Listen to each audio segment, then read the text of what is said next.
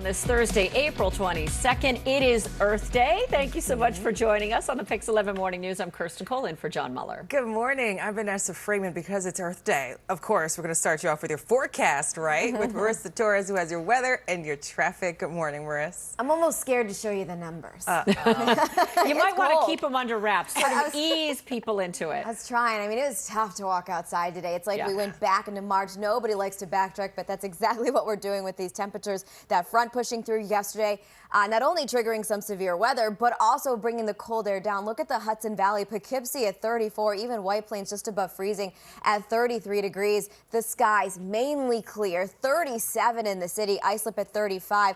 Everybody just above freezing or slightly below it. 24-hour temperature change 20 yesterday that whipped through the area, triggering some severe thunderstorms, by the way, and with it these strong wind gusts.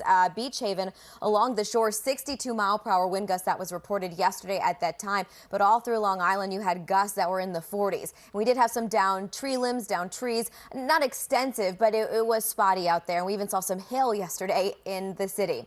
Yesterday as well, though, right before that front approach, the winds really amped up out of the southwest. And look what it did for our temperatures. Newark made it to 75. 75 yesterday before that front moving through. And today we're barely gonna feel like we're making it out of the 30s, more like March, which is why it feels more like winter. These are the air temperatures. So just above freezing in Morristown at 34, Newark's at 38, Belmar at 36. We have some clear skies with some patchy clouds that are out there. 36 in the city right now, Islip at 35. So you get the idea. We're in the 30s. Newburgh's at 32, which is right around. Well, it was certainly a roller coaster ride to get to this point, but some Jersey City kids will be back in the classroom a week from today.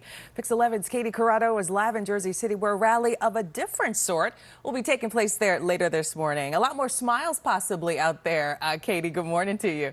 Sort will be taking place there later this morning. A lot more smiles possibly out there. Katie, good morning to you. Sustained mile per hour, and these will increase throughout the day. For today, the wind chill, so this is when we talk about it feels more like February, it's because it feels more like the 20s in spots. Look at Armonk at 23 as it feels like temperature. So we're going to keep that wind chill with us throughout the day. 11 is partnering with City Harvest in a Share Lunch Fight Hunger campaign. A Brooklyn man is making a huge impact when it comes to fighting food insecurity in his own neighborhood.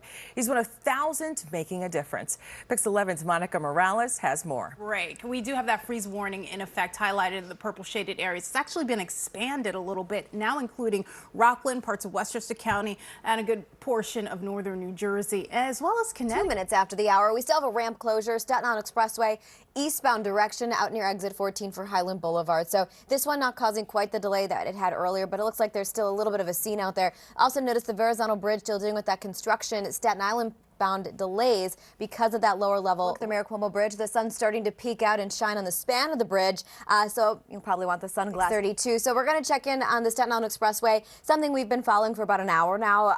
Vehicle fire. This is still look like Route 3. We have a live look, so the sun is shining. If you're heading east, you're heading right into that sunrise, so make sure you have the sunglasses. Marissa, Manhattan now becoming the latest New York City borough to take a major step towards decriminalizing sex work. The DA announcing prostitution and unlicensed massages will no longer be prosecuted. The new policy also dismissing nearly 6,000 cases that date all the way back to the 1970s. Andrew Ramos takes a look at how these changes are going to impact parking. It's in effect, and meter rules also apply, guys. Back to you. Thank you, Marissa. Manhattan now becoming the latest New York City borough to take a major step towards decriminalizing sex work. The DA announcing prostitution and unlicensed massages will no longer be prosecuted. The new policy also dismissing nearly 6,000 cases that date all the way back to the 1970s. Andrew Ramos takes a look at how these changes are going to impact. Just this week, the U.S. Department of State increased the number of counties and countries under the Do Not Travel advisory. Now about 80% of the world's countries are on that list. And even as the vaccine rollout does increase. Favorite thing to do outdoors in New York City. Yeah. head over to our social media pages, leave a comment. We will share some of those a little bit later in this hour. And then I got to ask you guys, what are your favorite things to do? Oh, gosh. Go back indoors. It is more than just being conscious in the kitchen. Poor Stacey, and she just popped up, then she sat back down. From watching race Doing a TikTok video. Day celebration reminds us to think about our planet, how to treat it better, right? And if you want to take action beyond, say, just this one day, you can by just... Somebody Soul talking trash, sharing 5 food scraps that you can actually eat. Plus, Ben puts us to the test with an Earth Day example.